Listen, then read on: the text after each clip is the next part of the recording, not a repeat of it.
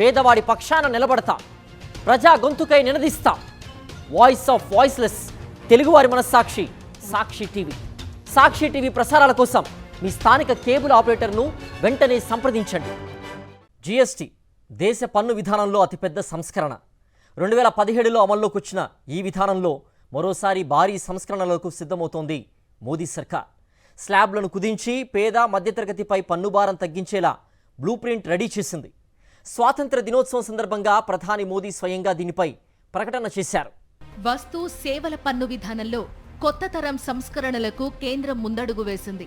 నిత్యావసర వస్తువులపై జీఎస్టీ రేట్లు తగ్గించి దేశ ప్రజలకు దీపావళి కానుకగా అందిస్తామని ఎర్రకోట నుంచి ప్రధాని నరేంద్ర మోదీ ప్రకటించారు. సామాన్యులపై పన్ను భారాన్ని గణనీయంగా తగ్గించి భారీ ఉపశమనాన్ని కలిగించేలా తమ సంస్కరణలు ఉంటాయన్నారు మోదీ.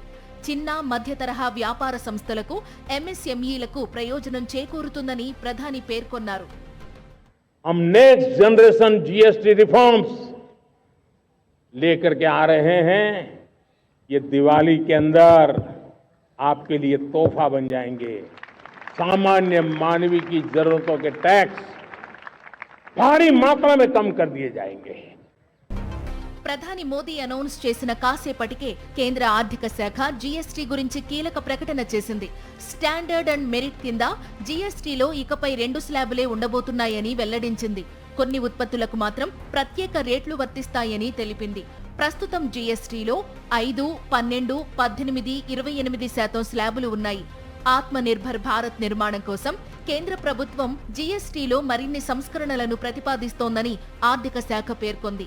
నిర్మాణాత్మక సంస్కరణలు, పన్ను రేట్ల హేతుబద్ధీకరణ, జీవన వ్యయాల తగ్గింపు వంటి 3 పిల్లర్స్ పై ఈ బ్లూ ప్రింట్ రూపొందించినట్టు తెలిపింది.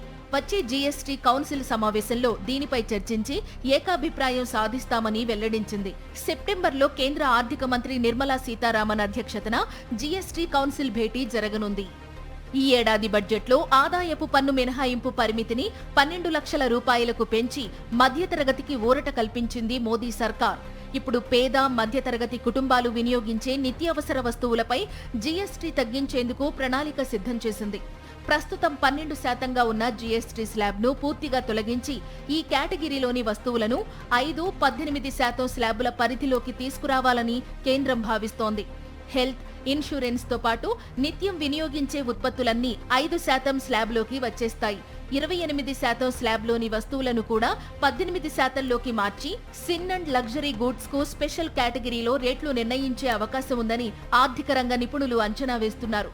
మన జీఎస్టీ వసూళ్లలో 70 నుంచి 75% 18% స్లాబ్ నుంచే వస్తున్నట్లు గతంలో కేంద్రం పార్లమెంటుకు వెల్లడించింది. కేంద్రం తీసుకోబోయే ఈ నిర్ణయం వల్ల ఖజానాపై 50,000 కోట్లకు పైగా భారం పడుతుందని అంచనా. అయితే ఆయా ఉత్పత్తులపై జీఎస్టీ తగ్గించడం ద్వారా వినియోగం పెరిగి ఆర్థిక వ్యవస్థకు ఊతం లభిస్తుందని, దీర్ఘకాలంలో జీఎస్టీ వసూళ్లు పెరుగుతాయని ప్రభుత్వం భావిస్తోంది.